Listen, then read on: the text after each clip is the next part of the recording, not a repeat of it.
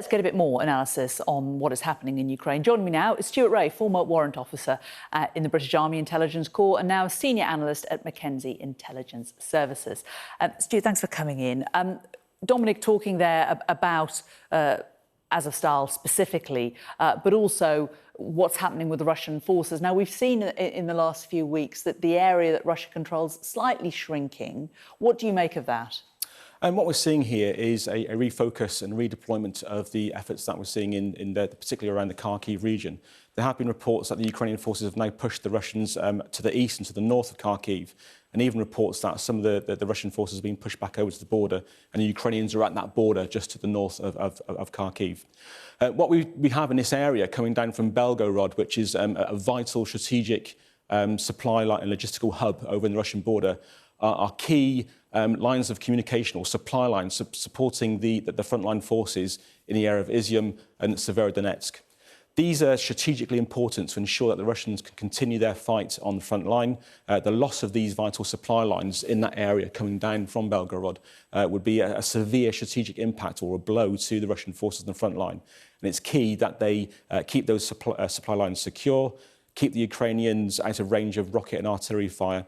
And that's what I believe we're seeing is the Russians just refocusing their efforts and redeploying their forces to ensure they're securing those vital supply lines. And what about what is happening in Mariupol itself and at the steelworks there? Mariupol, I mean, that's very interesting. We've seen the reports of the evacuation of the injured soldiers. They're now being treated, we believe, in Russian territory, or Russian-held territory. We've also seen some unconfirmed reports that some of the soldiers, the able-bodied soldiers, are also being evacuated from there to be held in detention centres, most likely to be used in a prisoner of war exchange in the very near future.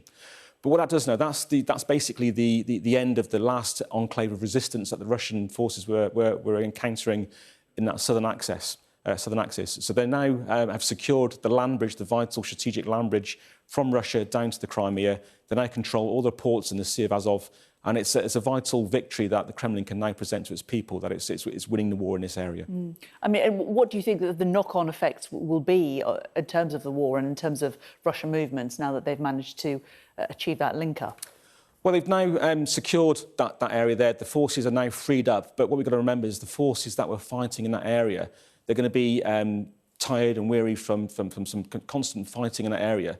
There is a potential for them to be redeployed to focus on their efforts, maybe the push north towards Donetsk to secure the Donbass region, or possibly just to help subdue the population. Clearly, there are some problems with subduing the population in the Kherson area, who are resisting the Russian occupation of that area.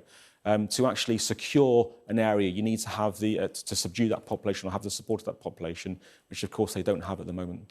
Stuart Ray, thanks very much.